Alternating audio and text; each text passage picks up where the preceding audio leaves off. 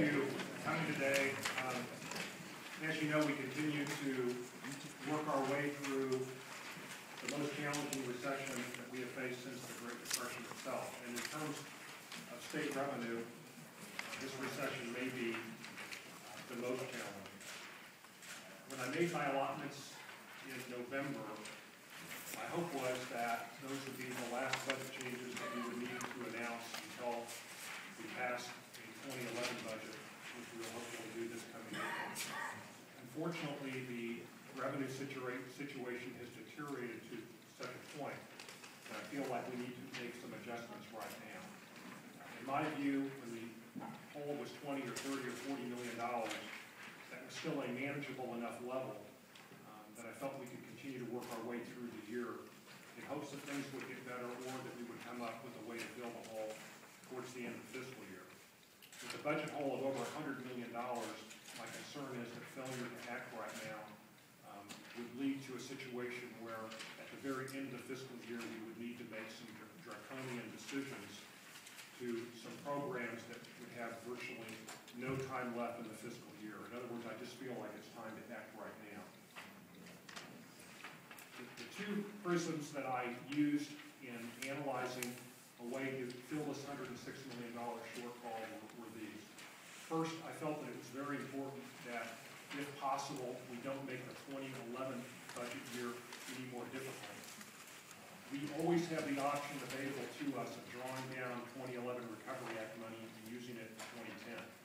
And while there may be a time in this fiscal year where I need to do that, my goal is to avoid that if at all possible, because 2011 is challenging enough and I didn't want to make it any more difficult.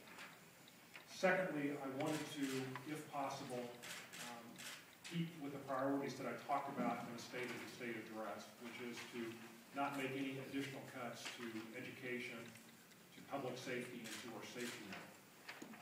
My view is that those programs have been cut at such a significant level that further cuts are simply not acceptable.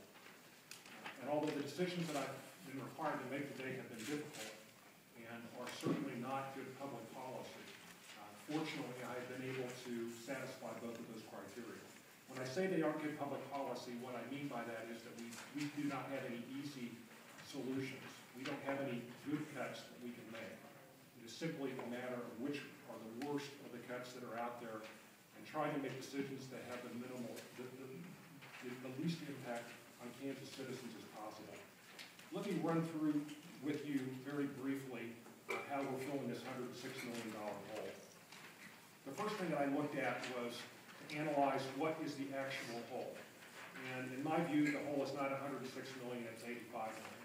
And that is because there were some revenue losses that we recognized in February that I believe will be made up in the next couple of months.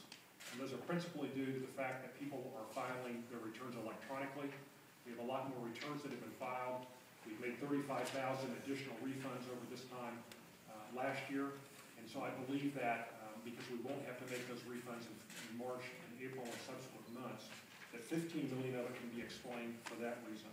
Another 6 million can be explained because of a large tax refund that we made in February that we had budgeted to make in the last quarter of the year. So when you take those two factors into consideration, the true hole is $85 million.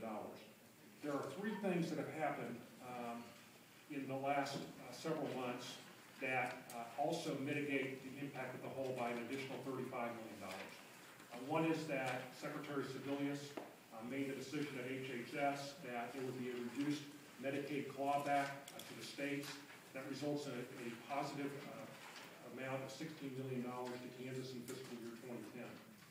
The second change that's taken place is that Insurance Commissioner Prager has removed an exemption on a assessment that she was able to remove. Seriously. Which will result in $4 million additional to the state in 2010.